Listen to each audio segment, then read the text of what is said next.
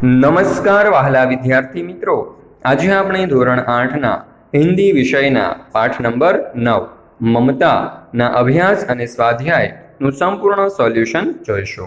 તો શરૂ કરીએ આપણે અભ્યાસથી। પ્રશ્ન નંબર 1, प्रश्नों के उत्तर दीजिए। पहलो सवाल, प्रसाद जी ने ईंटों के ढेर में बिखरी हुई भारतीय शिल्प की विभूति कैसे कहा? उत्तर, काशी के उत्तर में धर्मचक्र विहार था, उसे मौर्य और गुप्त सम्राटों ने बनवाया था। वह उनकी कीर्ति का प्रतीक था, लेकिन अब वह खंडहर हो चुका था। उस भवन के शिखर खंडित हो चुके थे और अब वहां घास और झाड़ियां उगाई थी। फिर भी उन टूटी हुई दीवारों और ईंटों में भारतीय शिल्पकला की भव्य झलक देखी जा सकती थी। इसे ही प्रसाद जी ने ईंटों के ढेर में बिखरी हुई भारतीय शिल्प की विभूति कहा है। त्यार पछी जोईए बीजो सवाल, शाहमशाह हुमायूं के आदेश का किस प्रकार पालन हुआ? वह सही था या गलत? अपने विचारों में स्पष्ट कीजिए। उत्तर, शाहमशाह हुमायूं ने मुसीबत में ममता की झोपड़ी में आश्रय लिया था, इसलिए उसकी जगह पक्का घर बनवा देने का आदेश दिया था। हुमायूं के बाद उसका बेटा अकबर शाहमशाह बना। उसने उस झोपड़ी की जगह एक अष्टकोणीय मंदिर बनवाया। उस गगनचुंबी विशाल मंदिर में एक शिलालेख पर उसके निर्माता शाहमशाह अकबर और अपने पिता हुमायूं का नाम अंकित था। ममता का कहीं नाम तक नहीं था। पिता का स्मारक बनवाकर अकबर ने सारा श्रेय खुद लेना चाहा। दया की जिस देवी ममता ने उसके पिता को शरण दी थी, उसकी अकबर ने जरा भी परवाह नहीं की। यह सरासर गलत था। मेरे विचार से इस तरह उसने ममता के प्रति अन्याय किया। त्यार पछी जोईए त्रीजो सवाल, कहानी के आधार पर मुख्य पात्र ममता के बारे में लिखिए। उत्तर, ममता एक विधवा ब्राह्मण युवती थी। लोभ उसे छू तक न गया था। उसने स्वर्ण रूप में शेरशाह द्वारा दिया हुआ उद्कोच ठुकरा दिया था। उसे ईश्वर, धर्म और हिंदू जाति पर पूरा भरोसा था। ईश्वर की इच्छा के विरुद्ध व्यवहार करना उसे पसंद नहीं था। वह गीता का पाठ करती थी। अतिथि को आश्रय देना वह अपना धर्म समझती थी। उसके उज्जवल चरित्र और स्नेहपूर्ण व्यवहार के कारण वह आसपास के गांवों की स्त्रियों में लोकप्रिय बन गई थी। चौथो सवाल, कहानी के अंतिम वाक्य को हटाकर कहानी का अंत अपने अनुसार कहिए। उत्तर, वहां एक अष्टकोण मंदिर बना और उस पर शिलालेख लगाया गया। यह वह स्थान है जहां किसी समय ममता नामक एक दयालु स्त्री की झोपड़ी थी। विपत्ति के समय उस महिला ने शाहमशाह हुमायूं को एक रात उस झोपड़ी में आश्रय दिया था। हुमायूं के पुत्र अकबर ने अपने पिता के आश्रय देने वाली दया की उस देवी ममता की स्मृति में यहाँ मंदिर बनवाया। त्यार पछी आपणे जोईए स्वाध्याय प्रश्न नंबर 1, प्रश्नों के उत्तर दीजिए। एमां पहलो सवाल, ममता को प्रत्येक लड़ने वाले सैनिक से नफरत क्यों थी? उत्तर, विधर्मी शेरशाह के आतताई सैनिकों ने ममता के पिता का वध किया था। उसी घटना के कारण ममता को प्रत्येक लड़ने वाले सैनिक से नफरत थी। त्यार पछी जोईए बीजो सवाल, ममता की झोपड़ी में आश्रय मांगने कौन आया? उत्तर, चौसा युद्ध में शेरशाह से विपन्न होकर शाहमशाह हुमायूं आश्रय मांगने के लिए ममता की झोपड़ी में आया। त्यार पछी जोईए त्रीजो सवाल, अकबर ने अष्टकोण मंदिर कब और कहां बनवाया? उत्तर, ममता ने थके हारे और भयभीत हुमायूं को रात में अपनी झोपड़ी में आश्रय दिया था। उसकी उदारता के कारण ही हुमायूं के प्राणों की रक्षा हुई थी। वहां से लौटते समय हुमायूं ने अपने साथी मिर्जा को उस विधवा की झोपड़ी के स्थानों पर नया घर बनवाने का आदेश दिया था। बरसों बाद अब हुमायूं का पुत्र अकबर बादशाह बना तो उसे उस घटना का पता चला। उसने सोचा कि जिस जगह उसके पिता के प्राणों की रक्षा हुई थी वहां एक स्मारक बनाना चाहिए। इस प्रकार पिता की याद में ममता की झोपड़ी की जगह अकबर ने 47 वर्षों के बाद अष्टकोण मंदिर बनवाया। त्यार पछी जोईए चौथो सवाल, घोड़े पर सवार होते हुए पथिक ने मिर्जा से क्या कहा? उत्तर, घोड़े पर सवार होते हुए पथिक ने मिर्जा से कहा कि उसकी को मैं कुछ दे नहीं सका।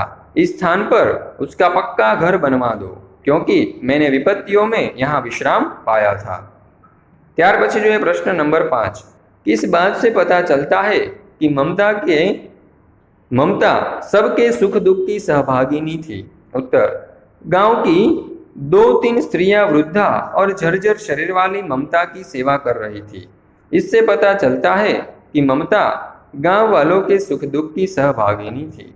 ત્યાર પછી જોઈએ प्रश्न नंबर 2, नीचे दिए गए वाक्यों को निर्देश के अनुसार भिन्न भिन्न कालों में परिवर्तन कीजिए। पहलू, तेनालीरामन के बारे में उनके अनेक कहानियां प्रचलित है, एने भूतकाल में फेरववानुं छे। तो जुओ, तेनालीरामन के बारे में अनेक कहानियां प्रचलित थी। बीजो शब्द, सुबह होने पर हिना अपने बेटे को साथ लेकर उद्यान में गई, भविष्यकाल में फेरववानुं छे। तो जो उत्तर, सुबह होने पर हिना अपने बेटे को साथ लेकर उद्यान में जाएगी। त्यार पछी जो त्रीजो सवाल, प्रिया का गृह कार्य जल्दी समाप्त हो गया, भविष्यकाल में फेरववानो छे। तो उत्तर, प्रिया का गृह कार्य जल्दी समाप्त हो जाएगा। चौथुं, हर्ष आज उपवास करेगा, भूतकाल में फेरववानो छे। हर्ष ने आज उपवास किया। पांचमું, मनोज अक्सर जागता रहता था, वर्तमान काल में फेरववानुं छे। तो मनोज अक्सर जागता रहता है। त्यार पछी जोईए प्रश्न नंबर 3, शब्दों के अर्थ देखकर वाक्य में प्रयोग कीजिए। पहलू, दुहिता यानी कि पुत्री, जोईए वाक्य, सीता जनक की दुहिता थी। बीजू, वेदना यानी कि पीड़ा और दर्द। तो जोईए वाक्य, औषधि से मेरी वेदना दूर हो गई। त्रीजू है उत्कोच यानी कि रिश्वत। तो जोईए वाक्य, सरकारी पद पर रहकर उसने कभी उत्कोच नहीं लिया। त्यार पछी जोईए चौथुं, जीर्ण यानी कि पुराना, फटा। जोईए वाक्य, कीमती वस्त्र पहनने वाली महिला अब जीर्ण वस्त्र पहनती थी। पांचमो शब्द है आतताई यानी कि अत्याचारी। जोईए वाक्य, आतताई शांति और प्रेम की भाषा नहीं जानता। त्यार पछी प्रश्न नंबर 4, नीचे लिखी कहानी एक वचन में है, उसे बहुवचन में लिखकर उच्च स्वर में पढ़िए। तो आ एक वचन में जो कहानी है तेने आपणे बहुवचन में फेरवीए। जुओ, अनेक चिड़िया पेड़ पर रहती थी, उनके घोंसले जंगल के पास थे। घोंसलों में अनेक 3 बच्चे थे, उनके 3 बच्चे थे। वे अपने बच्चों के साथ रहती थी। एक दिन कई शिकारी वहां आए, वे चिड़ियों को मारना चाहते थे। चिड़ियों ने बच्चों को घोंसलों में सिर नीचे रखकर बैठने को कहा। वे खुद वहां से उड़ गई और पत्तों में छिपकर बैठ गई। शिकारी चिड़िया को देख न सका और वहां से चला गया। त्यार पछी आपणे जोईए प्रश्न नंबर 5, नीचे शरीर के कुछ अंगों के चित्र दिए गए हैं, प्रत्येक अंग से संबंधित 3-3 मुहावरे अर्थ सहित लिखकर वाक्य में प्रयोग कीजिए। पहलो शब्द आपेलो छे आंख आना, जेनो अर्थ थशे आंख लाल होकर उसमें पीड़ा होना। तो जोईए उत्तर, आजकल शहर में आंख आने की बीमारी फैली हुई है। बीजो शब्द है आंख जाना यानी कि अंधा होना। तो अहीं उत्तर आवशे, आंखें जाने से वह पढ़ाई न कर सका। त्रीजो शब्द है आंखें फेरना, जेनो अर्थ थशे उपेक्षा करना। तो जोईए वाक्य, समय बुरा आने पर मित्र भी आंखें फेर लेते हैं। त्यार पछी आपणे जोईए कान, एमां पहलो शब्द है कान देना, तो ध्यान से सुनना। जोईए वाक्य, कृपया आप कान देकर मेरी बात सुने। बीजो शब्द है कान खाना यानी कि बकबक करना। तो जोईए वाक्य, आप पहले इसकी बात सुन लीजिए, यह काफी देर से कान खा रहा है। त्रीजो शब्द है कान खड़े करना, जेनो अर्थ थशे चौकन्ना होना यानी सावधान होना। तो जोईए वाक्य, गोली की आवाज सुनते ही हिरन के कान खड़े हो गए। त्यार पछी अहीं आपने आपेलू छे माथुं एटले के सिर। तो जोईए पहलो शब्द है सिर उठाना यानी कि बगावत करना। तो उत्तर, राजा कमजोर हुआ तो सामंत सिर उठाने लगे। बीजू, सिर नीचा होना यानी कि लज्जित होना, पराजित होना। उत्तर, चोरी पकड़ी जाने पर नौकर का सिर नीचा हो गया।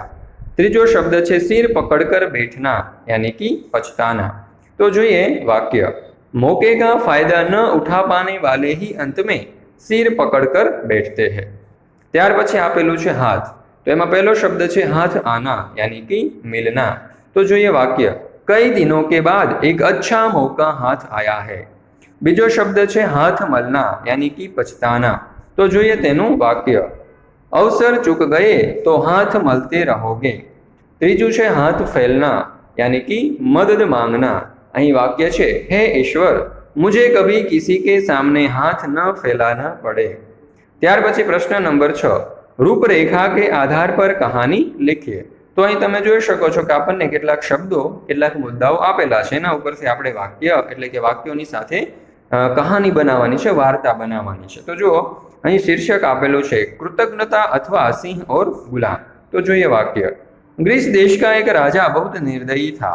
उसके यहाँ अनेक गुलाम थे। वह उनसे सख्त मजदूरी करवाता था। एक बार एक गुलाम ने चोरी से एक फल खा लिया। गुलाम अभी लड़का ही था, फिर भी राजा ने उसे कठोर दंड देने का निश्चय किया। दंड के भय से वह गुलाम जंगल में भाग गया। वहां एक झाड़ी में छिपकर बैठ गया। झाड़ी में बैठे गुलाम लड़के ने एक सिंह के कराने की आवाज सुनी। लड़का झाड़ी से निकलकर सिंह के पास आया। उसे लगा कि सिंह के पैरों में कुछ तकलीफ है। उसने सिंह के पैर का दायां पंजा उठाकर देखा। उसमें एक बड़ा कांटा घुस गया था। लड़के ने धीरे से वह कांटा निकाल दिया। सिंह की पीड़ा दूर हो गई। उसके बाद दोनों में मित्रता हो गई। गुलाम लड़के को पकड़ने के लिए राजा के सिपाही चारों ओर घूम रहे थे। उन्होंने लड़के को जंगल में देख लिया। वे उसे गिरफ्तार कर राजा के सामने ले गए। राजा ने लड़के को मौत की सजा सुनाते हुए कहा, इसे भूखे सिंह के सामने डाल दिया जाए। जंगल से सिंह को पकड़कर लाया गया। उसे कई दिनों तक भूखा रखा गया। फिर एक दिन लड़के को उसके पिंजड़े में बंद कर दिया। भूखा सिंह उस लड़के को खाने के लिए चपटा, परंतु एकदम रुक गया। वह उस लड़के के पैर चाटने लगा। वास्तव में यह वही सिंह था जिसके पैर से उस लड़के ने कांटा निकाला था। लड़के के प्रति सिंह के स्नेहपूर्ण व्यवहार ने सबको चकित कर दिया। राजा भी इससे बहुत प्रभावित हुआ। उसने कहा, जब जंगल का राजा इस लड़के के प्रति दयालु है तो मुझे भी इस पर दया करनी चाहिए। ऐसा सोचकर उसने लड़के को क्षमा कर दिया। उसने सिंह और लड़के को गुलामी के बंधन से मुक्त कर दिया। सीख, सचमुच खूंखार पशु भी अपने साथ किए गए उपकार को नहीं भूलते हैं। ત્યાર પછી જોઈએ પ્રશ્ન નંબર 7, चित्र के आधार पर कहानी लिखिए। तो जो અહીં આપણને કેટલાક 6 चित्र આપવામાં આવેલા છે, તો એના ઉપરથી આપણે કહાની બનાવીએ। पुराने समय में आज की तरह आने जाने के साधन न थे। साधारण लोग पैदल ही यात्रा करते थे। उन्हीं दिनों की यह घटना है। एक बुढ़िया लकड़ी टेलती हुई किसी काम से दूसरे गांव जा रही थी। गर्मी के दिन थे। दोपहर होते होते धूप तेज हो गई। बुढ़िया को जोर की प्यास लगी। थकावट और प्यास के कारण वह आगे न चल पाई और रास्ते के किनारे एक पेड़ के नीचे बैठ गई। आते जाते लोगों से वह पानी मांगती थी, पर उस प्यासी बुढ़िया पर किसी को तरस न आया। एक बालक ने उस बुढ़िया की आवाज सुनी। उसका घर पास में ही था। वह दौड़कर घर से लोटा भरकर पानी ले आया। बुढ़िया ने पानी पिया। उसकी जान में जान आ गई। बालक आग्रह करके बुढ़िया को अपने घर ले गया और चारपाई पर बिठाया। बुढ़िया को बहुत आराम मिला। उसने लड़के को अपनी बाहों में ले लिया और बोली, तू सचमुच बहुत अच्छा बच्चा है। ત્યાર પછી પ્રશ્ન નંબર 8, नीचे दिए गए शब्दों में से संज्ञा, सर्वनाम और विशेषण पहचान कर वर्गीकृत कीजिए और उनका वाक्य में प्रयोग कीजिए। तो અહીં પહેલો શબ્દ આપેલો છે સંજ્ઞા। તો અહીં આવશે હિમાલય, બડોદા, સપના, સાબરમતી અને ગુજરાત। ત્યાર પછી છે સર્વનામ। તો સર્વનામમાં આવશે મુझे, तुम्हें અને हमारा। ત્યાર પછી વિશેષણ છે। તો વિશેષણમાં આવશે ખટ્ટા, સુંદર, છોટા અને હોશિયાર। ત્યાર પછી જોઈએ આપણે પહેલો સવાલ, સંજ્ઞા વાક્ય। એમાં પહેલું આપેલું છે હિમાલય। तो हिमालय विश्व का सबसे ऊंचा पर्वत है। ત્યાર પછી बड़ौदा। बड़ौदा गुजरात का एक बड़ा शहर है। ત્યાર પછી सपना। सपना अच्छी लड़की है। ત્યાર પછી છે साबरमती। अहमदाबाद साबरमती नदी के किनारे बसा है। અને ત્યાર પછી છે गुजरात। तो हमारे प्रदेश का नाम गुजरात है। ત્યાર પછી 2 નંબર ઉપર આપણને કીધું છે કે સર્વનામ વાક્ય। तो मुझे, तो અહીં આવશે मुझे अपना देश अच्छा लगता है। ત્યાર પછી છે तुम्हें। तो मैं माँ तुम्हें बुला रही है। ત્યાર પછી છે हमारा। तो भारत हमारा देश है। ત્રીજું આપણે શોધવાનું છે વિશેષણ।